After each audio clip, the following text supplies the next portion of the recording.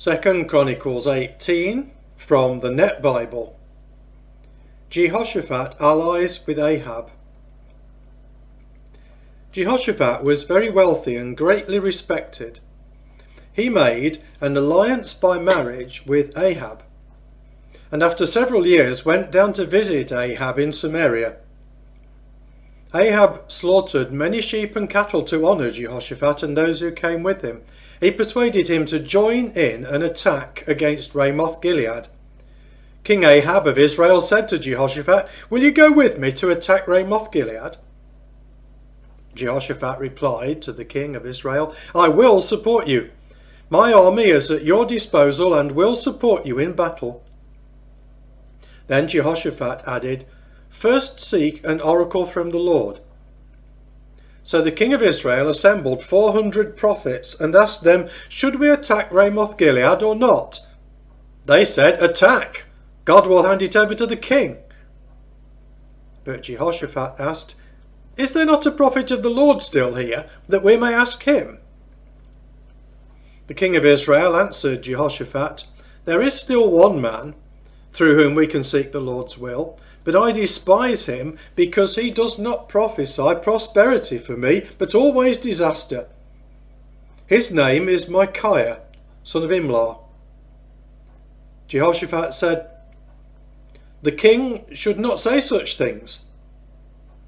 The king of Israel summoned an officer and said, "Quickly bring Micaiah, son of Imlah." Now the king of Israel and King Jehoshaphat of Judah were sitting on their respective thrones, dressed in their royal robes, at the threshing floor at the entrance of the gate of Samaria. All the prophets were prophesying before them. Zedekiah, son of Keanah, made iron horns and said, "This is what the Lord says. With these you will gore Syria until they are destroyed."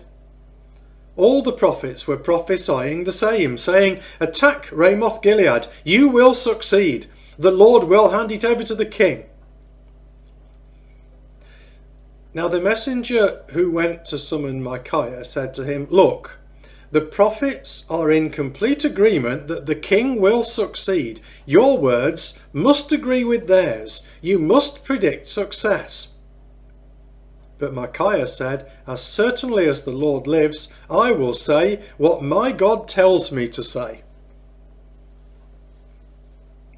Micaiah came before the king, and the king asked him, "Micaiah, should we attack Ramoth Gilead or not?"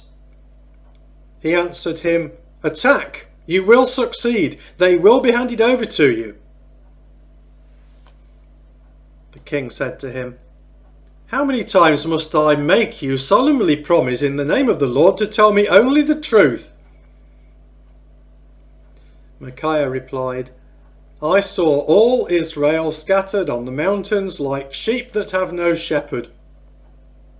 Then the Lord said, 'They have no master. They should go home in peace.'"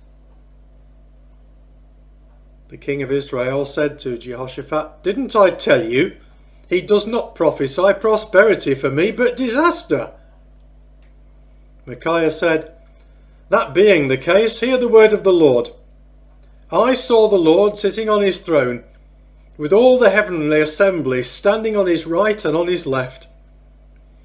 The Lord said, 'Who will deceive King Ahab of Israel, so he will attack Ramoth Gilead and die there?' One said this and another that. Then a spirit stepped forward and stood before the Lord. He said, 'I will deceive him.' The Lord asked him, 'How?' He replied, 'I will go out and be a lying spirit in the mouths of all his prophets.' The Lord said, 'Deceive and overpower him. Go out and do as you have proposed.'